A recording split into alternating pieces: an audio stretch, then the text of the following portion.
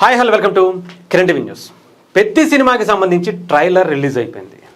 ఇప్పటి వరకు పెద్ది సినిమా మొదటి నుంచి ఏదొచ్చినా సరే ఒక సెన్సేషన్. అదొక గ్లిమ్స్ కావచ్చు, ఆ తర్వాత వచ్చినటువంటి చికిరి సాంగ్ గురించి అయితే ప్రత్యేకించి చెప్పాల్సిన అవసరం.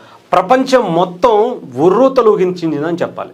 అలాంటి ఇంపాక్ట్ పెద్దికి ఉంది. ఆ తర్వాత వచ్చినటువంటి రైరైరారా సాంగ్ కావచ్చు, నిన్న వచ్చేటువంటి ఈ ట్రైలర్ కావచ్చు. ఇప్పటి వరకు తెలుగే కాదు, హిందీయే కాదు, మలయాళం, తమిళం, కన్నడం అన్నిటినీ కూడా మడతెట్టేసిందని చెప్పాలి. ఇప్పటి వరకు ఉన్నటువంటి అత్యధిక వ్యూస్ అన్నిటికి సంబంధించి యూట్యూబ్లో ఒక్కసారి మీరు చూడొచ్చు. ఇదిగో ట్రెండింగ్లో టాప్ 1లో ఉంది. ఇక్కడ ఆన్ మూవీస్ ట్రెండింగ్ చార్ట్లో ఫస్ట్లో ఉందట.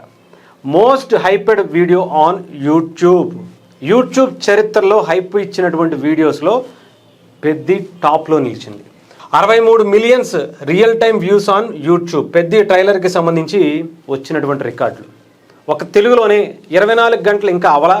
ఈ పాటికే ఆల్మోస్ట్ మిగతా ఇప్పటి వరకు ఉన్నటువంటి సినిమా రికార్డులు అన్నిటిని కూడా పక్కగా జరిపేసి చక్కగా మీరు పక్కకెళ్ళి ఆడుకోండమ్మా అని చెప్పి పెద్ది సినిమా సరికొత్త రికార్డులు ఇంకొక 2-3 గంటల్లో చరిత్ర ఇప్పటికే క్రియేట్ అయిపోయింది.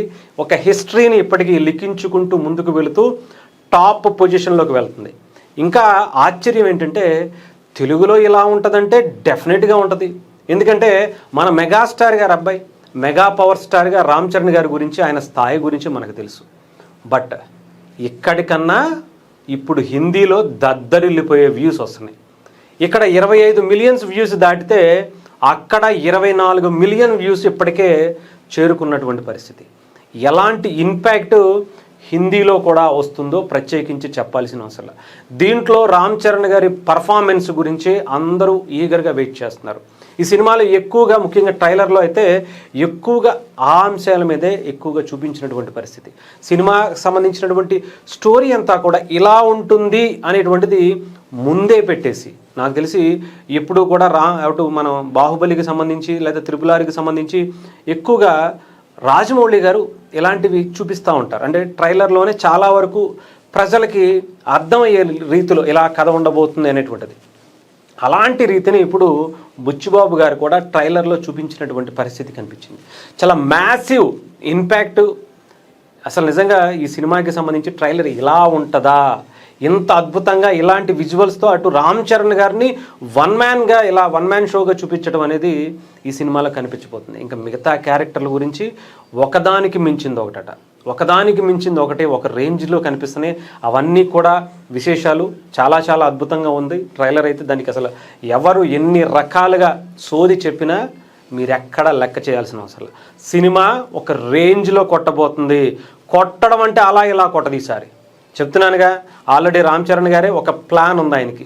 దంగల్ కావచ్చు, సుల్తాన్ కావచ్చు, ఎలాంటి ఇంపాక్ట్ కనిపించే, ముఖ్యంగా దంగల్నే టార్గెట్గా ఈ సినిమా కొట్టబోతుంది అనేటువంటి పరిస్థితులు అన్నీ కూడా చాలా అద్భుతంగా కనిపిస్తున్నాయి. ఇంకా ఎటువంటి ఆలోచన లేదు. రికార్డ్స్ని లెక్కేసుకోవటమే. ఇప్పటికే మనం మొదలెట్టాం. ఆ గ్లిమ్స్ దగ్గర నుంచి ఇప్పటి వరకు రికార్డులన్నీ సైడ్కి జరిపి కొత్త రికార్డులు క్రియేట్ చేసుకుంటూ పెద్దికి వచ్చింది.